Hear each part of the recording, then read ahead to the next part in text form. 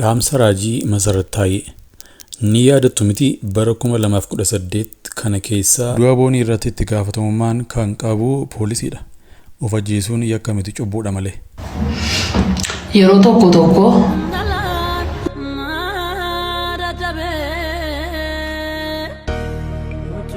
guyyoota darban keessatti miidiyaa hawaasaa irratti obboleettiin tokko Boonii kan jedhamtu of ajjeesuuf akka jettu dursitee laayivii irratti yookaan viidiyoodhaan Mucaan kun Boonii kan jedhamtu Booniin kun kan kooti.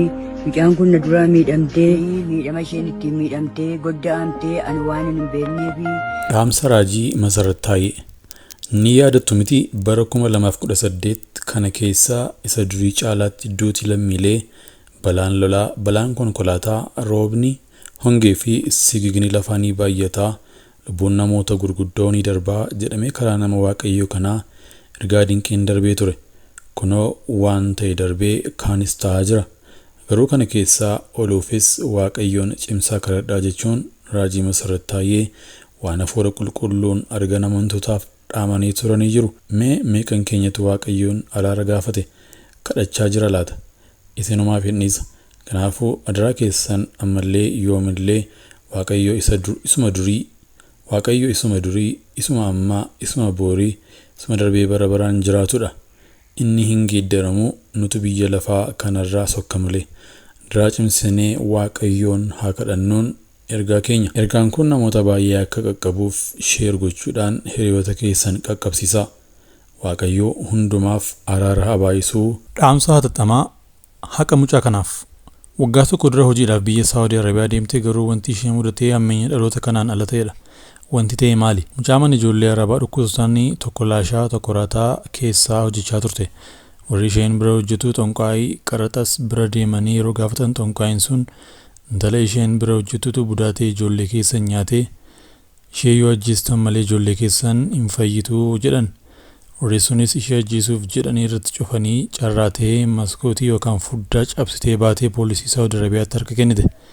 Guyyoomsaa fi goola basookkanneessaa poolisiin eejinsii ishee biyya galchee waamee ashaaraa fi uffata ishee akka fidan taasisee eejinsichi garuu namoota ishee ajjeesuuf turan sanarraa maallaqa nyaachuun intala dabarsee harkatti kenne yookaan ofumaaf akka ajjeefamtu godhe.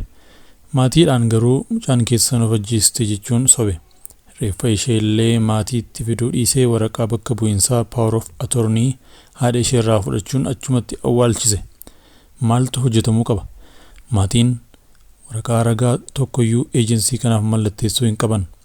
Imbaasii Itoophiyaa poolisiin Saawudii ragaa ishee harka itti kennitee waan qabuuf dhimmi kun gadi fageenyaan qoratamaa hin jiru. Namni hundi poostii kana sheer gochuudhaan sagalee tahaa fi eejensiin dhiiga lammiitiin daldalu seeraan gaafatamaa haa ta'u. Eejensiin Itoophiyaa keessa jirus seera jalaa oolfamuu qaba. Mucaan kun Boonii kan jedhamtu Booniin kun kan kooti. Mucaan kun na duraa miidhamtee miidhama isheen ittiin miidhamtee godda'amtee ani waan hin beekneefi humna qabaadhee dhaqee barbaaduu hin dandeenye. Ani immoo nama na gargaaru immoo hin qabu. Gargaartuun koo isheedha. Dhukkuba irrattis daara irrattis beela irrattis hundumaa kooti isheen kan na gargaaru isheedha. Amma immoo darbee isheen dhabee ishee dhabee erga dhabee booddee immoo uummatichi jiru uummati biyya alaa jiru lubbuu mucaa kootii kana dhugaa ishee naaf falmee lafa isheen geesse lafa isheen taate waa isheetti miidhamte naa baree uummati kun akka na beeksisuun barbaada. Mucaan koo kun bakkeetti goddaamtee miikinaata isheetiin goddaamtee rakkoo isheetiin goddaamtee ani hin beeku. Ammayyuu immoo an bakkee lafaarra ilaalaa jira. Biyya alaattis ta'e Itoophiyaa biyya isheen keessa jiraattus ta'e adaraa gaafatee itti kennadhee lubbuu mucaa kootii deemaa naaf falmaa adaraa. Dhimma Boonii irratti itti gaafatamummaan kan qabu poolisiidha. Of ajjeesuun yakka miti cubbuudha malee. Garuu Dhimma Boonii keessatti itti gaafatamummaan kan qabu poolisiidha. Seerri akkana jedha. Guyyoota darban keessatti miidiyaa hawaasaa irratti obboleettiin tokko Boonii kan jedhamtu of ajjeesuuf akka jettu dursitee laayivii irratti yookaan viidiyoodhaan ibsitee turte sa'aatii 24 kan hin caalle keessatti ofirratti tarkaanfii fudhattee du'aan adda baate. yeroo tokko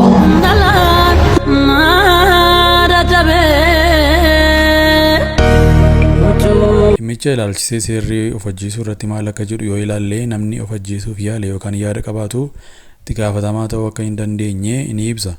Of ajjeesuun isaa dura. Kunis mootummaan itti gaafatamummaa lubbuulee lammii isaa eeguu qabaachuu irraa madda.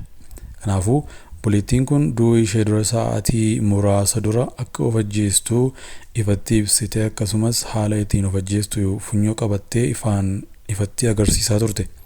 Yeroo kana keessatti saffisaan ga'uun dhimmicha ittisuun fi lubbuu ishee baraaruun dirqama seeraa kan irra ture adda durummaan poolisiidha.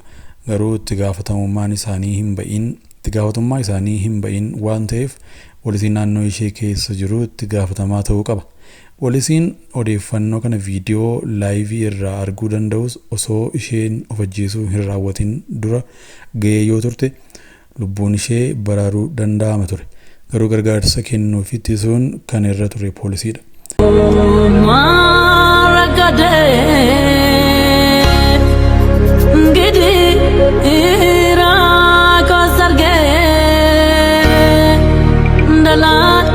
Warra laayivii irratti waliin turan ilaalchisee poolisii qofaa osoo hin taane warri viidiyoo sana ilaalaa turan osoo isheen balaa irra jirtu beekanii gargaarsa hin kennine akkasumas booda irra du'a ishee irratti yaada kennan isaanis seeraan itti gaafatamoo ta'uu qabu.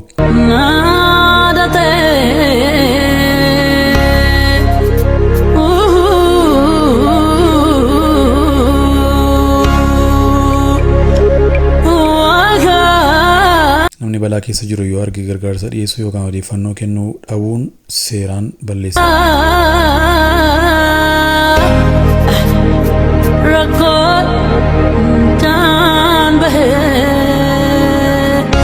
Kanaaf mootummaa fi qaamoleen seeraa dhimma kana seernaan qorachuu qabu. Kunis akka barnootaaf akeekkachiisa ta'uuf poolisiif qaamoleen biiroo dirqama isaanii hin bahin yoo ta'e itti gaafatamummaa akka qaban agarsiisuudhaaf poolisiin barbaachisaadha.